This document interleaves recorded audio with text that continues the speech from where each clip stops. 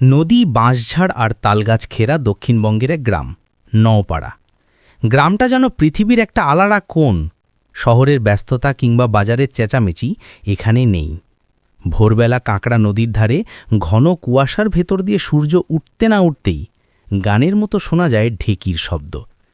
সন্ধেবেলা ঝিঝির ডাক আর দূর মাঠের দপদপে অন্ধকার গ্রামটাকে আরও রহস্যময় করে তোলে। এই গ্রামের লোকের কুসংস্কার বহুদিনের। কারো বাড়িতে ছাগল মরলে বলে অপরলা নিয়েছে, রাতে কুকুর হঠাৎ ডেকে উঠলে বলে অশরীরীর ছায়া গেছে, আর কেউ আচমকা অসুস্থ হলে তো কথাই নেই, কুতান্ত্রিকের দৃষ্টি। নমস্কার, আমি তন্ময়, আর আপনারা শুনছেন প্রেত ছায়ার নতুন একটি গ্রাম বাংলার ভৌতিক গল্পের এপিসোড, যেখানে উল্টোপাল্টা গল্প নয়, ঘটনা শোনানো হয়। আজকের ভৌতিক গল্প তান্ত্রিকের অশেষ। চলুন এবার বেশি দেরি না করে মেন গল্পে ফিরে আসা যাক।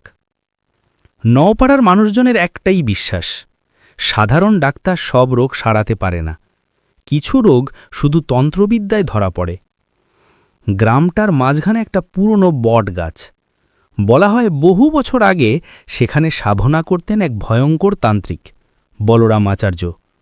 তার মৃত্যু রহস্যময়। গ্রামের বয়স্করা বলে মৃত্যুর পরেও নাকি তার উপস্থিতি সেই বটগাছের চারপাশে অনুভূত হয়। অনেকে দাবি করে নিশীথ রাতে গাছটার ডালে সাদা ধুতি পরা এক লোক দেখা যায়, কিন্তু কাছ দিয়ে গেলেই উধাও। গল্প কিন্তু এখানেই শেষ নয়, কারণ এই গ্রামেরই এক ছেলে, অর্ণব, পরবর্তীতে এমন এক ঘটনার মধ্যে জড়িয়ে পড়বে যা গ্রামের অদৃশ্য অন্ধকারকে অনেকটা চিবিয়ে বের করে দেবে। কলকাতায় চাকরি করত অর্ণব। 5 বছর পর এক শীতের সকালে সে গ্রামে ফিরে এলো। মায়ের শরীর খারাপ এই খবর পেয়েই ছুটে আসা। মায়ের নাম মধুরিমা, শান্ত স্বভাবের মহিলা, কিন্তু গত কয়েক মাস ধরে তিনি নাকি ক্রমশ দুর্বল হয়ে পড়ছেন। কোনো ডাক্তার কিচ্ছু বুঝতে পারছে না। অর্ণব বাড়ি পৌঁছে দেখল মায়ের চোখ দুটো যেন কেমন ভয়ে ভরা, ডাকলেই কেঁপে ওঠেন। অর্ণব বলল, মা, কি হয়েছে? তুমি এমন চুপচাপ কেন? মধুরিমা উত্তর দিলেন না, শুধু একদৃষ্টে জানালার দিকে তাকিয়ে রইলেন। তিনি ফিসফিস করে বললেন, ও আসে রাত 2টার দিকে, জানলার পাশ থেকে তাকিয়ে থাকে, আমার নাম ধরে ডাকতে থাকে।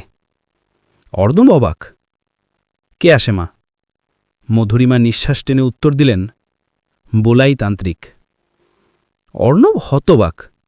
ভোলাই আচার্য তো বহু বছর আগেই মারা গেছে। তার মৃত্যু নিয়ে নানা গুজব আছে ঠিকই, কিন্তু জীবিত হয়ে কারো জানলাই দাঁড়ানো। বাড়ির পাশের প্রতিবেশী মধুকাকু বলল, বাবা, এসব জিনিসকে হেলা করে দেখিস না, তোমার মা কিন্তু তন্ত্রের ছোঁয়ায় পড়েছে। সারাতে হলে জগদানন্দ বাবাকে ডাকতে হবে। জগদানন্দ সে কে? সে নাকি আশপাশের 5 গ্রামের সবচেয়ে পরিচিত তান্ত্রিক, সিদ্ধপুরুষের মতোই আচরণ করে। শুনে অর্ণব বিরক্ত হল। মা অসুস্থ হয়েছে আর তোমরা তান্ত্রিক ডাকতে বলছ? ডাক্তারই যথেষ্ট। অর্ণব জানত এই অবিশ্বাসী তাকে পরবর্তীতে এমন এক নরক অভিজ্ঞতার দিকে নিয়ে যাবে যেখান থেকে বাঁচা সহজ হবে না। সেই দিন রাতেই অর্ণব ঘুমোতে পারল না। বাইরে শীতের হাওয়া, তীব্র নীরবতা, মাঝে মাঝে দূর থেকে শিয়ালের ডাক আসে। হঠাৎ টক টক টক, জানলায় ঠকঠক শব্দ। অর্ণব চমকে উঠল। জানলা বন্ধ, তবু শব্দটা যেন জানলার গায়েই। আরেকটু পর একটা ক্ষীণ কর্কশ আওয়াজ, মাধুরী, মাধুরিমা। অর্ণবের রক্ত হিম হয়ে গেল। মায়ের নাম তো মধুরিমা, কিন্তু গ্রামের সবাই ছোটবেলায় ডাকত মাধুরী। ওই নাম কেউ বহুদিন উচ্চারণ করে না। সে ধীরে ধীরে জানালার দিকে এগোল। চাঁদের আলোয় বাইরে কিছু দেখা যায় না, গাঢ় অন্ধকার। হঠাৎ একটু দূরে বটগাছটার দিক থেকে ঝাপসা আলো দেখা গেল, এমন যেন কারোর শরীরের চারপাশে মৃদু দীপ্তি। অর্ণব চোখ কোঁচকে তাকাতেই দেখল একজন লম্বা লোক সাদা ধুতি পরে দাঁড়িয়ে। লম্বা চুল, গালভরা দাড়ি, চোখ দুটো জলজল করছে। সে হাত বাড়িয়ে ইশারা করল, মাধুরী, বেরিয়ে আসো। অর্ণব চোখের পলক ফেলতেই লোকটা মিলিয়ে গেল। কিন্তু আরও ভয়ঙ্কর হচ্ছে, তার পাশের ঘর থেকে মধুরিমার গলার কান্না আর ফিসফিসে আওয়াজ। অর্ণব ছুটে গেল ঘরে।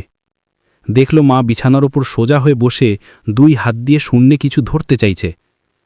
ভোলাইবাবু আমায় ডাকছে, আমাকে যেতে হবে। অর্ণব তাকে জড়িয়ে ধরল। মা কাঁপছেন। এ যেন কোনো অদৃশ্য শক্তির টান। সকালে সে সিদ্ধান্ত নিল, যাই হোক জগদানন্দ তান্ত্রিককে দেখাতেই হবে। কিন্তু সে জানত না জগদানন্দ নিজেই এই ঘটনার কেন্দ্রে থাকা এক অন্ধকার ছায়া। জগদানন্দ থাকত নওপাড়ার থেকে 2 কিলোমিটার দূরের শালবনের ভিতর। যেতে যেতে অর্ণবের মনে হচ্ছিল, এ লোককে কি বিশ্বাস করা ঠিক হবে? কিন্তু অন্য উপায় নেই। মায়ের অবস্থা প্রতি রাতে খারাপ হচ্ছে। তান্ত্রিকের কুঁড়ে ঘরটা অস্বস্তিকর। দেওয়ালে খোদাই করা নানা তান্ত্রিক চিহ্ন। ঘরের মাঝখানে ধুনুচি জ্বলছে। ধোঁয়ায় চোখ জ্বালা করে। জগদানন্দ নিজে মাঝবয়স্ক, চোখ দুটো তীক্ষ্ণ, কণ্ঠস্বর কর্কশ। অর্ণব সব কথা বলতেই সে চোখ বন্ধ করে মন্ত্রপাঠ শুরু করল। হঠাৎ চোখ মেলে অর্ণবের দিকে তাকিয়ে বলল, তোমার মা শুধু অসুস্থ নয়, তাকে ডাকা হয়েছে। অর্ণব অবাক। কে ডেকেছে? জগদানন্দ ধীরে বলল, বোলাই আচার্য, যিনি এই গ্রামে মৃত্যুর পরেও স্থির হননি। অর্ণব রাগে গর্জে উঠল। মরা মানুষ কিভাবে কাউকে ডাকবে? জগদানন্দ গম্ভীর চোখে তাকাল। তুমি যে শহরে পড়াশোনা করেছ তাই এসব বিশ্বাস করো না, কিন্তু এই গ্রামের মাটি, বন, নদী সবেতেই বলরামের শক্তি রয়ে গেছে। সে ছিল সিদ্ধতান্ত্রিক। মৃত্যুর আগে একটি অসম্পূর্ণ সাধনা রেখেছিল। সেই সাধনার জন্যই সে কাউকে খুঁজছিল। অর্ণব মাথা গরম করল। তাহলে সে আমার মাকেই কেন চাইছে? জগদানন্দ ধনুচির আগুনে হাত রাখল। ধোয়া তার চারপাশে ঘুরপাক খায়। সে বলল, কারণ তোমার মা ছিল বলরাম আচার্যের শেষ ছাত্রীর মেয়ে। অর্ণব স্তব্ধ হয়ে গেল। এ তথ্য সে কখনো শুনেনি। জগদানন্দ আরও বলল, তোমার নানি মানরা দেবী কিন্তু সহজ মানুষ ছিলেন না। তিনি একসময় বলরামের আশ্রমে তন্ত্র সাধনা করতেন। অসম্পূর্ণ কিছু ছিল যা এখন তোমার মায়ের ওপর প্রভাব ফেলছে।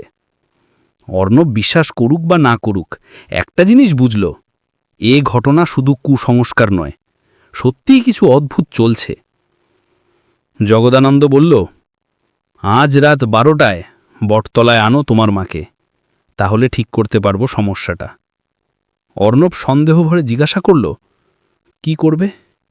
জগদানন্দ মুচকি হেসে বলল, যা হবার বটগাছের নিচেই হবে। এই হাসিতে এমন কিছু ছিল যা অর্ণবের গায়ে কাঁটা দিয়ে উঠল। রাতে মাকে বটতলায় নিয়ে যাওয়া সহজ ছিল না। মধুরিমা যেন ঘোরের মধ্যে, কখনো শিশুর মতো কাঁদে, কখনো চিৎকার করে বলে, আমায় যেতে দাও। অর্ণব তাকে ধরে রেখেছে। মধু কাকু আর 2 প্রতিবেশী সহায়তা করল। রাতটা ছিল চাঁদহীন, শুধু শীতের হাওয়া আর বটতলার নিঃসীম অন্ধকার। দূরে শিয়ালের ডাক। জগদানন্দ ধূপ ধুনু নিয়ে দাঁড়িয়ে। বটগাছের গায়ে সাদা কাপড় বাঁধা। তার সামনেই একটি গোল বৃত্ত। এই বৃত্তের মধ্যে নাকি আত্মারা আটকে থাকে। মধুরিমাকে সেই বৃত্তে বসানো হলো। হতভাগিনী মহিলা কাঁপছিলেন। জগদানন্দ মন্ত্র পড়া শুরু করল। ওং হ্রিং ক্লিং ক্রং বোলাই আচার্যায় নমঃ। অর্ণব চমকে উঠল। বোলাই আচার্য? এক মৃত তান্ত্রিকের নাম! হঠাৎ মাটিতে তীব্র কম্পন শুরু হল। বটগাছের ডাল নড়ল। চারদিক অন্ধকার আরও ঘনীভূত হয়ে এলো। মহিলার গলা বদলে গেল। তিনি যেন নিজের গলা নয়, এক পুরুষ গলায় বলতে লাগলেন, খেয়ে আমায় ডাকল। অর্ণব পিছিয়ে গেল ভয়। এমনটা সে কল্পনাও করেনি। জগদানন্দ শান্ত গলায় বলল, বলাই আচার্য, আপনার অসম্পূর্ণ সাধনা পুরো করতে আমরা এই মেয়েকে সমর্পণ করতে চাই। অর্ণব হতবাক। কি? মধু কাকু চিৎকার করে উঠল, ওই লোকের কথা শুনিস না অর্ণব। অর্ণব বুঝতে পারল জগদানন্দ তার মাকে বাঁচাতে আসেনি, বরং ত্যাগ দিতে চাইছে। ঠিক তখনই বৃত্তের মাঝখানে শীতল হাহাকারময় এক আলো গড়ে উঠল।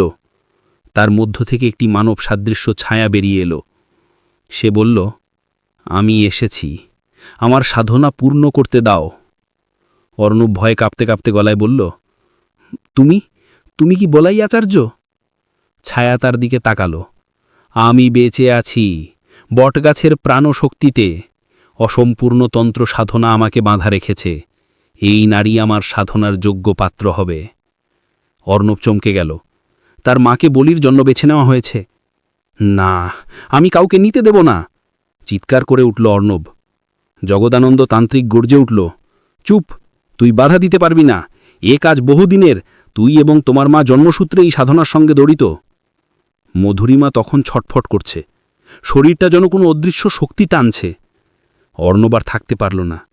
সে বৃত্তের মধ্যে ঢুকে মায়ের হাত ধরল। জগদানন্দ চেঁচিয়ে উঠল, পাগল, বৃত্ত ভেঙে গেলে দুজনেরই জীবন যাবে। অর্ণব তবুও ছাড়ল না। সে মাকে টেনে বাইরে আনতে চাইল। ঠিক তখন বটগাছ থেকে একটা শিকড় ছিঁড়ে এসে মাটিতে আছড়ে পড়ল। গাছ যেন নিজের হাতে বাধা দিতে চাইছে। বোলাই আচার্যের ছায়া ফুঁসে উঠল।